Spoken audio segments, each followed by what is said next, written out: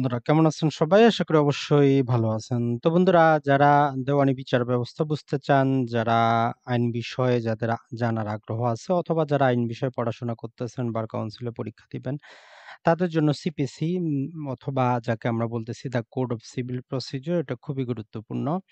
তো এটা যেহেতু অনেক লম্বা চওড়া একটা আইন, এটাকে আমরা ছোট, ছোট ক্ষুদ্র পার্টে বিভক্ত করে ধারাবাহিক এই সিরিজের মাধ্যমে নিয়ে আসার চেষ্টা করব। তো আজকের এই ভিডিওতে আমরা দেখি যে কতগুলো সেকশন আমরা আলোচনা করতে পারি। আমরা ট্রাই করব ১ থেকে নিয়ে ১২ নাম্বার সেকশন পর্যন্ত আলোচনা করার জন্য।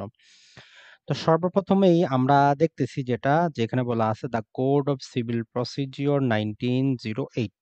যেকোনো সময় আইনের সাথে আপনারা যে সালটা দেখবেন, যেমন এখানে লিখা আছে the code of civil procedure 1908, তার মানে আইনটাকে ১৯০৮ সালে কি করা হয়েছে? পাস করা হয়েছে। এই ১৯০৮ সালে যে আইনটা পাস করা হয়েছে এটাকে বলা হয় কি? ইনঅ্যাক্টমেন্ট ডেট। তাহলে আমরা যদি বলা হয় যে সিপিসির ইনঅ্যাক্টমেন্ট ডেট কবে, তো এটা আমরা ধরে নিব, আমরা বলে দিব, উত্তর দিব সেটা হচ্ছে যে এটা ১৯০৮। যদি বলা হয় সিপিসি পাস করা হয়েছে কত সালে? ১৯০৮। যদি বলা হয় এটা প্রমলগেট করা হয়েছে কবে? তারপরও হবে ১৯০৮। সাধারণত যেটা হয় নরমালি আইনগুলোর দুটো ডেট থাকে। একটাকে বলা হয় ইনঅ্যাক্টমেন্ট বা ইন এই যে আমরা বললাম এখানে ইনঅ্যাক্টমেন্ট বা আইন পাশের তারিখ বা প্রমলগেট তারিখ, অর্থাৎ যেই তারিখে সংসদ বা রাষ্ট্রপতি কি করেছেন? আইনটাকে তৈরি করেছেন, প্রস্তুত করেছেন। আরেকটা ডেট হচ্ছে ইনফোর্সমেন্ট ডেট। ইনফোর্সমেন্ট ডেট এই ডেটটাতে আইনটা কার্যকর হয়। নরমালি আইনগুলো যদি আজকে প্রস্তুত করা হয়, এটা আগামীকালকে অথবা ১ মাস পরে, ২ মাস পরে কার্যকর হবে। তো এজন্য দুটো ডেট থাকে। তাহলে আমরা সিপিসি ১৯০৮ সালে আইনটা প্রস্তুত করা হয়েছে। এটাকে বলা হচ্ছে ইনঅ্যাক্টমেন্ট ডেট, এটাকে বলা হচ্ছে পাশের তারিখ, এটাকে বলা হচ্ছে প্রমলগেট ডেট। আর এটা ১৯০৯ সালের জানুয়ারির ১ তারিখ থেকে প্রযোজ্য। তো এইজন্য এটাকে আমরা বলি ইনফোর্সমেন্ট ডেট বা কার্যকরের তারিখ। তো এখন আমরা প্রথমেই যদি দেখি আইনটার যে প্রিএম্বল বলি, আর প্রথমেই যেটা বলা আছে দেখেন এই আইনটার উদ্দেশ্য হচ্ছে কনসোলিডেট অ্যান্ড অ্যামেন্ড। কনসোলিডেট মানে হচ্ছে দুটো পৃথক জিনিসকে একসাথে নিয়ে আসে কি করা? আরো শক্তিশালী করে তোলা, বা দুটো জিনিসকে পৃথক জিনিসকে একসাথে কম্বাইন করে দেওয়া, একসাথে জয়েন্ট করে দেওয়া। এই যে সিভিল প্রসিডিওর কোড, এটি আসলে প্রকৃতপক্ষে সর্বপ্রথম এই উপমহাদেশে ১৮৫৯ সালে প্রস্তুত করা হয়। ১৮৫৯ সালে এটিকে প্রস্তুত করে ১৮৬২ সালে সর্বপ্রথম এটা কি করা হয়? কার্যকর করা হয়। তো এই যে ১৮৫৮ সালে আমরা এই উপমহাদেশের ইতিহাস যদি দেখি, এক্ষেত্রে হিন্দুদের জন্য পৃথক বিচার ব্যবস্থা, মুসলিমদের জন্য পৃথক বিচার ব্যবস্থা, খ্রিস্টানদের জন্য পৃথক বিচার ব্যবস্থা ছিল।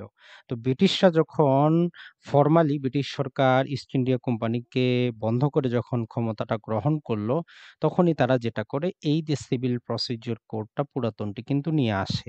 এর উদ্দেশ্য কোনটা ছিল? এই যে হিন্দু, মুসলিম, বৌদ্ধ পৃথক ছিল সবগুলোকে একসাথে নিয়ে আসা আরো শক্তিশালী একটা সিভিল কোড তৈরি করা। তো এটাই হচ্ছে কনসোলিডেট। আর অ্যামেন্ড মানে হচ্ছে এগুলো একসাথে যখন নিয়ে আসা হবে সেখানে কিছু চেঞ্জ আনা হয়েছে। তো এর জন্যই এই আইনের উদ্দেশ্যই হচ্ছে এটা।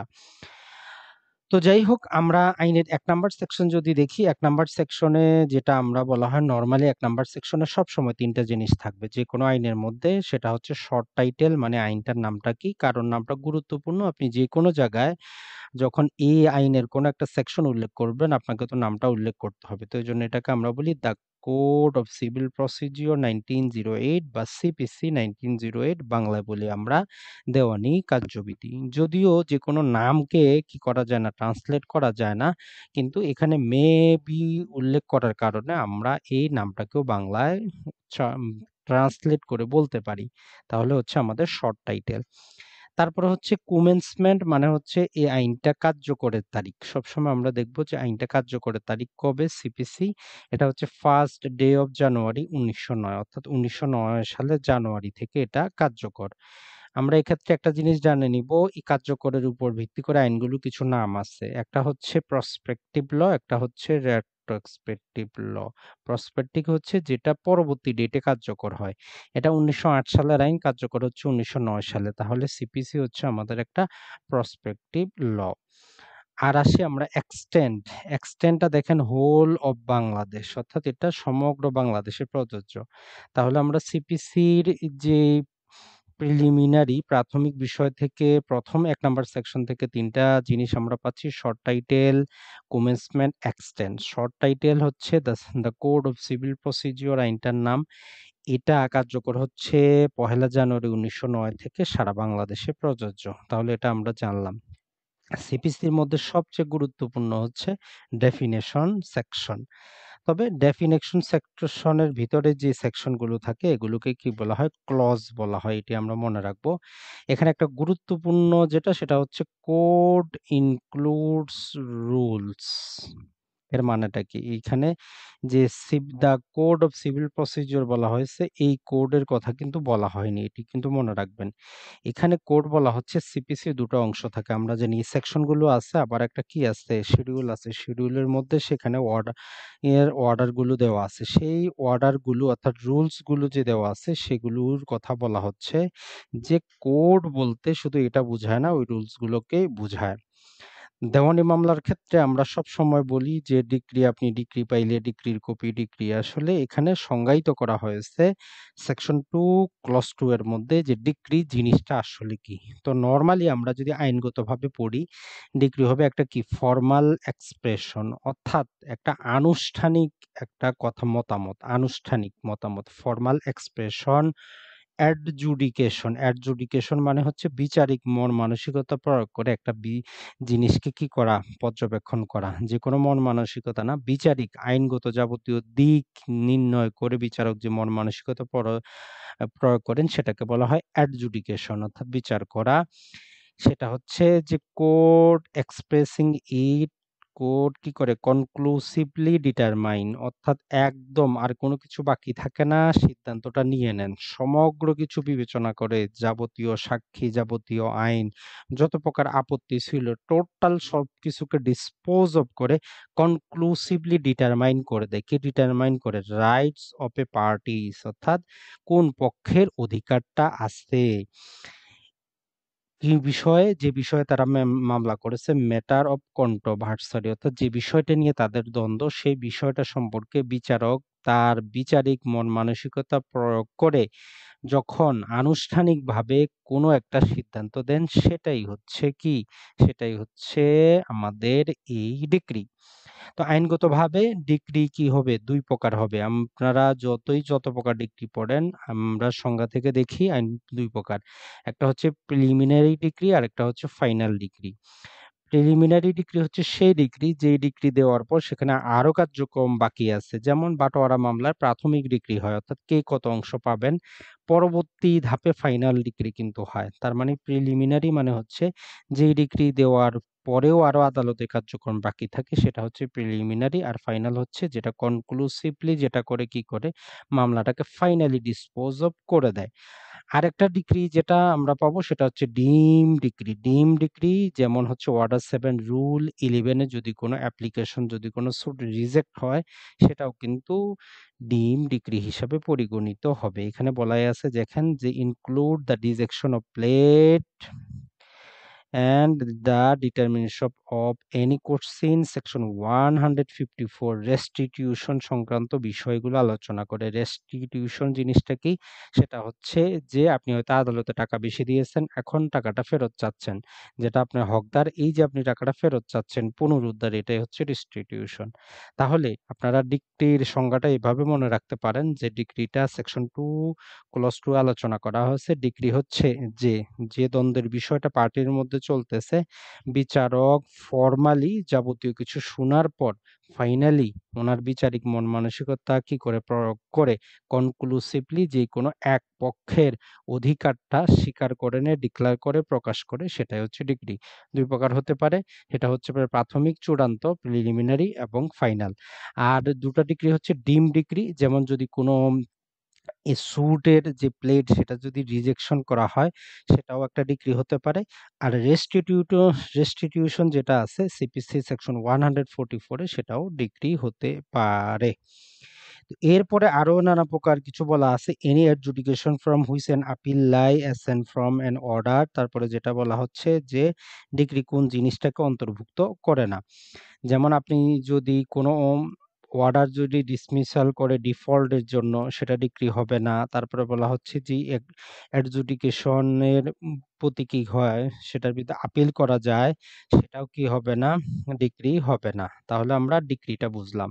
এখন এই ডিক্রিটা যার পক্ষে যাবে তাকে বলা হয় কি ডিক্রি হোল্ডার, অর্থাৎ যিনি বিজয়ী হবেন, বিজেতাকে বলা হয় ডিক্রি হোল্ডার। এতটুকু মনে রাখলেই চলবে। আর যিনি হেরে যাবেন তাকে বলা হয় জাজমেন্ট ডেটার, অর্থাৎ জাজমেন্ট ডেটার মানে হচ্ছেন যে উনি ডিক্রিটা হেরে গেছেন। তাহলে ডিক্রি আমরা দেখলাম, ডিক্রি হোল্ডার যিনি জিতেন, জাজমেন্ট ডেটার যিনি হারে গেলেন।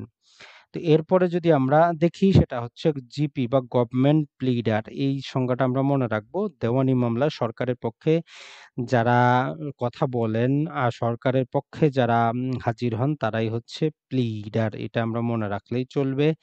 আর জজ বা বিচারক এখানে সংজ্ঞায়িত করা হয়েছে যে presiding officer of A civil court. Civil কোর্টের প্রিসাইডিং অফিসারকেই জজ বলা হয়। জাজমেন্ট জিনিসটা কি তাহলে? তো এখানে বলা হচ্ছে judgment means the statement given by the জাজ ground of the decree or order. বিচারক যে একটা ডিক্রি দিচ্ছেন, এই ডিক্রি দেওয়ার পিছনে তার অনেক ইচ্ছা কাহিনী আছে, অনেক কিছুকে তাকে কি করতে হয়, অ্যাডজুডিকেশন করে তারপরেই তাকে ডিক্রিটা দেওয়া হয়। তো এই জন্য বলা হচ্ছে judgment mean statement given by the জজ on the ground of decree, অর্থাৎ ডিক্রিটা যে কি মূল্যে দেওয়া হবে এর বিষয়বস্তুটা যেখানে যাবতীয় কিছু লেখা হচ্ছে সেটাই হচ্ছে জাজমেন্ট। এখন আসি আমরা লিগ্যাল রিপ্রেজেন্টেটিভ। লিগ্যাল রিপ্রেজেন্টেটিভ এখানে বলা হচ্ছে মিনস, লিগ্যাল রিপ্রেজেন্টেটিভ হচ্ছে যে কোনো ব্যক্তি যখন মারা যায়, সেই মৃত ব্যক্তির পক্ষে, মৃত ব্যক্তির জায়গা সম্পদের পক্ষে যারা আদালতে কথাবার্তা বলেন, অর্থাৎ মৃত ব্যক্তির যে ডিসিড পারসন, এখানে যেটা বলা হচ্ছে the means a person who is law represent the state of a deceased person। তার মানে আমরা এতটুকু বুঝতে পারলাম, এখানে বলা হচ্ছে মৃত ব্যক্তির সম্পত্তির জন্য যিনি আদালতে মামলাটা লড়েন উনি হচ্ছেন লিগ্যাল রিপ্রেজেন্টেটিভ। এখন আরেকটা শব্দ আছে মিনস প্রফিট। এটা হচ্ছে যারা অবৈধ সম্পদ, অবৈধভাবে আপনার জমি দখলে যদি রাখে, যতদিন উনি দখলে রাখলেন সেই দখলের টাকাটা যে আপনি দাবি করেন সেটাই হচ্ছে মিনস প্রফিট। এখন আসি আমরা অর্ডার জিনিসটা কি। অর্ডার ওই একই রকম, অর্ডার সেটাই ডিক্রির মতো করে আদালতের সিদ্ধান্ত, তবে যেটা কি ডিক্রি না। এখানে বলা হচ্ছে formal accession of any decision a civil code which not a decree, অর্থাৎ সব কিছু ঠিক করা থাকবে তবে সেটা ডিক্রি না, তাহলে আমরা বলবো অর্ডার। তারপরে বলা হচ্ছে pleader. Pleader means any person entitled to appear or plead for another court, অর্থাৎ এই যে আমরা দেওয়ানি মামলার ক্ষেত্রে যাদেরকে অ্যাডভোকেট, উকিল, কাউন্সিল বলি, এরাই হচ্ছে সিপিসিতে প্লিডার হিসেবে সংজ্ঞায়িত করা হয়েছে। তো মোটামুটি এগুলোই আমাদের জন্য গুরুত্বপূর্ণ। তারপরে যদি আমরা ৩ নাম্বারটা দেখি, এখানে বলা হচ্ছে সাবঅর্ডিনেট কোড। এটি আসলে যেটা বলা হচ্ছে সেটা হচ্ছে যে ডিস্ট্রিক্ট জজ যেটা আছে এটা হাইকোর্টের সাবঅর্ডিনেট। আর এই যে হাইকোর্টের নিচে ডিস্ট্রিক্ট জজ, ডিস্ট্রিক্ট জজের নিচে আরো কি আছে, স্মল কজেস কোর্টগুলো আছে। তো তাহলে আমরা ধারাবাহিকতা মনে রাখবো, সেটা হচ্ছে হাইকোর্টের সাবঅর্ডিনেট হচ্ছে ডিস্ট্রিক্ট কোর্ট, ডিস্ট্রিক্ট কোর্টের সাবঅর্ডিনেট যেটা হচ্ছে সেটা হচ্ছে স্মল কজেস কোর্টগুলো। তারপরে করা হচ্ছে যে সেভিং, অর্থাৎ আইনকে কিছু বিষয়কে সেভিং করতেছে, এই সেভিংটা আমরা জেনে নিব। তো এখানে যেটা বলা হচ্ছে যদি বিশেষ কোনো মামলায় বিশেষ কোনো পদ্ধতি দেওয়া থাকে তাহলে সেটাই হবে, তার জন্য সেখানে সিপিসি প্রযোজ্য হবে না, যেহেতু এটা হচ্ছে একটা জেনারেল ল বা মূল আইন। তো এখানে বলা হচ্ছে বিশেষ আইনে যদি কোনো বিশেষ পদ্ধতি থাকে, অথবা সরকার যদি কোনো কিছু গেজেট করে বলে যে এই জিনিসটার জন্য এটা প্রযোজ্য হবে, তাহলে শুধু সেই অংশটুকুই সিপিসির সেখানে প্রযোজ্য হবে। তারপর বলা হচ্ছে application to the code of revenue code. এটা ওই একই কথা বলতেছে যে যদি রেভিনিউ কোডে সরকার গেজেট করে যে অংশটুকু, যেমন আপনার সমন কিভাবে জারি হবে এটা সিপিসিতে বলা আছে। এখন অন্য কোনো আইনে যদি বলা থাকে সিপিসি অনুসরণ করতে হবে, তাহলে সেটাই কার্যকর হবে। সবচেয়ে গুরুত্বপূর্ণ ৬ নাম্বারটা, সেটা হচ্ছে অ্যাডজুডিকেশন। এখানে বলা হচ্ছে save in so far as in otherwise expressly provided. অর্থাৎ অন্য কোনো আইনে যদি স্পষ্ট কিছু উল্লেখ থাকে তাহলে সেটা অনুসরণ করব। আর না হলে যেটা বলা হচ্ছে যে সেটা হচ্ছে পেকুনারি জুরিসডিকশনের বেশি কোনো আদালত তার বিচার করার ক্ষমতা থাকবে না। সহজ বিষয় হচ্ছে এটা, সাবজেক্ট ম্যাটারে যে ভ্যালু থাকবে সেটার বেশি কোনো বিচারক মামলা অ্যাডজুডিকেট করতে পারবে না। যেমন সহকারী জজ ১৫ লক্ষ টাকার বেশি অ্যাডজুডিকেশন করতে পারবে না। সিনিয়র সহকারী জজ ২৫ লক্ষ টাকার বেশি অ্যাডজুডিকেশন করতে পারবে না। তাহলে ৬ নম্বরে পেকুনারি। পেকুনারি মনে হয় হচ্ছে আর্থিক। তো এখন এই যে ১৫ লাখ টাকা কোথায় পেলাম? এটার জন্য আমাদেরকে কি দেখতে হবে? দ্য সিভিল কোড অ্যাক্ট বলে একটা আইন আছে, সেটা দেখলে আমরা বুঝতে পারব। তারপর আসি স্মল কজ কোড, এটা ৭ নম্বরে আলোচনা করা আছে। এটা হচ্ছে যে বিভিন্ন আদালতে বিভিন্ন কারণে সরকার কি করতে পারে? বিভিন্ন ছোটখাটো, যেমন আমরা যদি দেখি বাড়ি ভাড়া নিয়ন্ত্রণ আইন আছে। অর্থাৎ ছোটখাটো অসংখ্য বিষয় মীমাংসার জন্য সরকার বিভিন্ন রকম কোড তৈরি করতে পারে। এগুলোই আসলে স্মল কজ কোড হিসেবে পরিচিত। আর সর্বশেষ ৮ নাম্বারটা ওমিটেড করা আছে। ওমিটেড মানে যেটা বাতিল করা হয়েছে, যেটা আর কখনো ফিরে আসবে না। তাহলে আমরা আজকে যেটা দেখলাম, সিপিসির ১ম অংশটুকু দেখলাম পার্ট 1 এ। আর এখান থেকে প্রিলিমিনারি জিনিসটা আমরা জানলাম। আশা করি যদি ধারাবাহিকভাবে আপনারা আমাদের এই সিরিজটা অনুসরণ করেন, সিপিসি সম্পর্কে অনেক কিছুই জানতে পারবেন। তো আজকের এই ভিডিওতে আপনাকে অসংখ্য ধন্যবাদ। জাস্ট এইটুকু মনে রাখবেন, সিপিসিতে যে ডিক্রি কাকে বলে, জাজমেন্ট ডেটার, decree holder, pleader, legal representative, এই জিনিসগুলো আপনার একটু অবশ্যই জানা প্রয়োজন। তাহলে আপনি সিপিসিটা কিন্তু ধীরে, ধীরে বুঝতে পারবেন। তো নেক্সট ভিডিওতে আমরা পরবর্তী সেকশনগুলো নিয়ে আলোচনা করব, যেটা খুবই গুরুত্বপূর্ণ। অবশ্যই আপনারা দেখবেন। সেটা হচ্ছে যে সেকশন 9, 10, 11, এই ৩ টি নিয়ে আলোচনা করব। ভালো থাকবেন।